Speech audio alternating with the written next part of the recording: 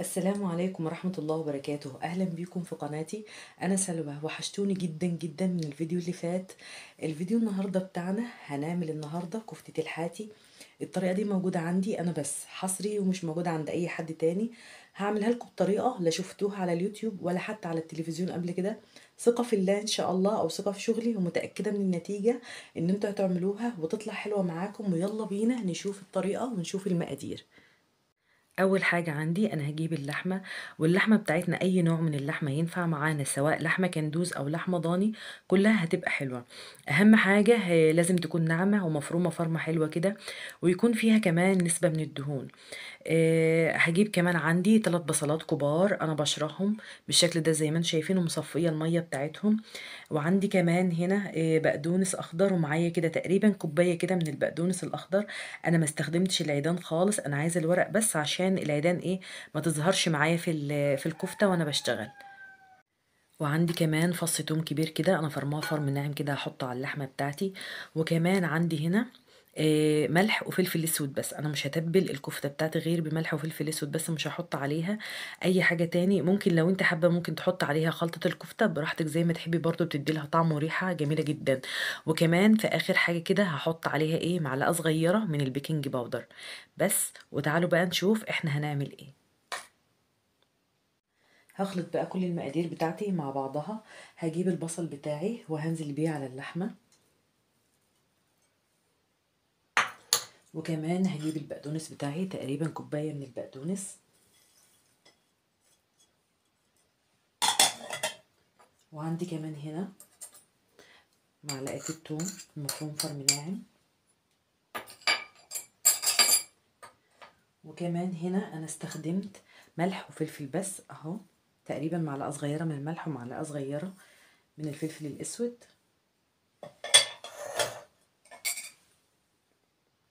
وكمان هاخد معلقة صغيرة من البيكنج باودر ده،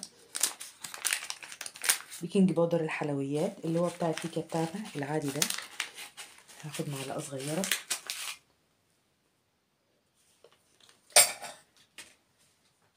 وهبتدي بقى ان انا اعجن بقى الحاجات دي كلها مع بعضها. هخلط كل المكونات دي مع بعضها كويس جدا. انا ما بحطش العيدان عشان بتبان في الكفتة، انا عايزة الورق بس. هخلط بقى كل المقادير دي مع بعضها، هعجنها كويس جدا. هعجنها حوالي 10 دقايق، من 10 دقايق كده لربع ساعة، لحد ما لما تبقى ناعمة معايا بالشكل ده زي ما انتم شايفين، لغاية لما تتجانس معايا خالص.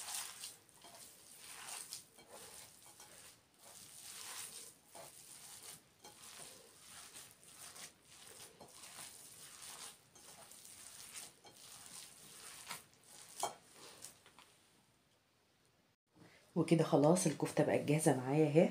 انا كده عجنتها عجنه محترمه اهي زي ما انتم شايفين، بقت متجانسه، كل المكونات بقى تكون متجانسه مع بعضها.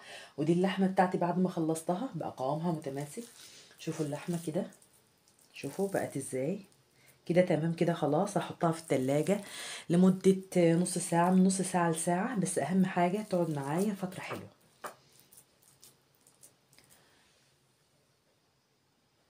وكده خلاص حطيت الكفتة بتاعتي اتشمعت في التلاجة بالشكل ده. هعمل ايه بقى؟ هجيب بقى الكفتة كده وابتدي ان انا اخد حته كده على ايدي واكورها، علشان يبقى متساويه كده بالشكل ده. يعني كل صباع شبه اخوه. وبراحتكم عادي، ممكن تعملوا الحركه دي عادي او ما تعملوهاش اهو. على قد كف الايد كده تبقوا عارفين حجمها اهو. اقعد اعملهم كده مع بعض انا معاكم اهو. وان شاء الله هتعملوا الطريقه دي باذن الله وهتعجبكم ومش هتفكوا معاكم. وهقول لكم بقى هنكمل فيها ازاي، عشان كله بقى يبقى في سوى بعضه.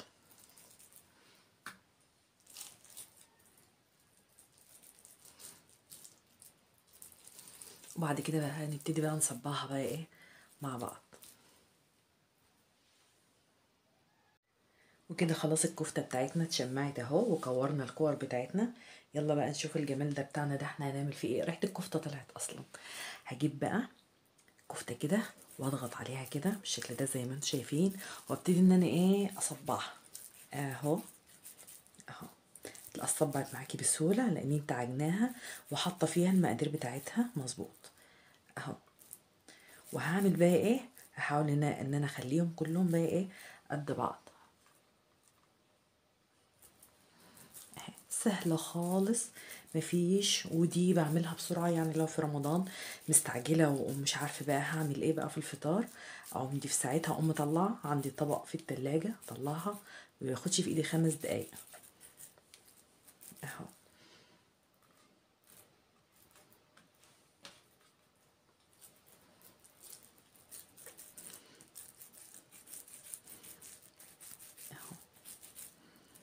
سهلة جدا وبسيطة، هي كده اتشمعت معايا في التلاجة اهي، ومقاديرها سهلة خالص. شوفوا يا ولاد، وببقى فرحانة قوي اما حد من العيال يطلب مني كفتة، لان مشهورة يقول كفتة طنط سلوى. الحمد لله يعني اهي، من حلاوتها وجمالها وريحتها بتجيب لاخر الشارع اهي. انا شم ريحة اللحمة وهي لسه طرية. شوف اللحمة اهي لا بتفك ولا اي حاجة، وانا هقول لكم بقى ايه هنسويها ازاي على ايدي. وممكن ان انتي تعمليها في سياخ، تحطيها في سياخ وتعمليها، بس انا كده ايه دي الكفته السريعه بتاعتي اللي بسرعه اهي، بعملها في اي وقت واقوم نازله فيها واقول لك هي طريقتها ازاي. وكده بقى احنا بقينا تمام التمام، صبعنا الكفته بتاعتنا اهي وبقت زي القمر. ناقص بقى التسويه بقى، تعالوا بقى اقول لكم احنا هنسويها ازاي. وهاجي بقى لتسويه الكفته، انا مش هسويها في الفرن خالص، انا هسويها على البخار. جبت كده طاسه او اي حاجه عندي او حله او اي حاجه احطها كده واحط فيها شويه ميه، واول ما الميه دي تاخد غلوه هبتدي ان انا انزل بالكفته بتاعتي، وكده هتتسوى كده. اهم حاجه بس اوطي النار عليها بس زي ما انتم شايفين اهو. هحط الكفته بتاعتي اهو، شوفي الكفته بتاعتي حلوه جميله ازاي. هبتدي ان انا ارصصها في الصينيه عندي كده اهو، مش هتاخد وقت واكله سريعه، مش هتاخد منك اي وقت خالص اهي. والكفته كلها في حجم واحد، عشان كده طريقه التقديم بتاعتك تبقى حلوه اهو. سويها على البخار، مش هحطها في الفرن ما تقلقيش، ومش هتبقى مكتومه معاكي، بالعكس ده هتبقى جميله لان احنا حاطين فيها معلقه بيكنج باودر اهو. وممكن نحطها على بعضها عادي، ما هيش هتفك منك خالص. اول ما تستوي هتلاقيها ايه هتبعد عن بعضها خالص، ما تقلقيش مش هتتهرد معاكي. ودي كفتة سلوى اللي انتوا بتسألوني عليها، وكل لما تقابلوني تقولوا لي انت بتعملي الكفتة بتاعتك ازاي يا سلوى اهو، مفيش سر ولا اي حاجة. وهغطي عليها بقى، وكل شوية بقى ايه ابص عليها علشان المية بتاعتها.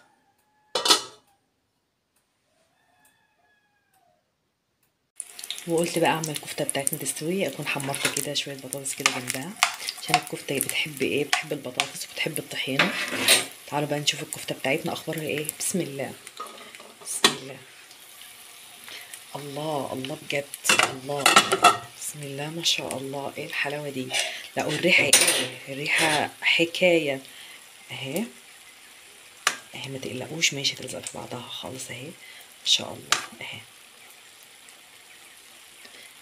اهي. بجد تحفه، اعملوها بالطريقه دي هتعجبكم جدا جدا اهي. هسيبها بقى لغايه لما تتشرب الميه بتاعتها دي خالص، وبعد كده هطفي عليها بقى وابتدي ان انا اقدمها بقى. وكده خلاص خلصنا الكفتة بتاعتنا، شايفين شكل الكفتة روعة ازاي، تحفة تحفة بجد. خلصنا الكفتة بتاعتنا، قدميها بالشكل ده وبالهنا والشفا. سهلة جدا وسريعة. على فكرة انا عملت لكم كفتة قبل كده على القناة بتاعتي، بس كفتة في الفرن، لكن دي انا بعملها اما اكون مستعجلة او ورايا حاجة، فما بتاخدش مني 5 دقايق بالظبط وتكون جاهزة.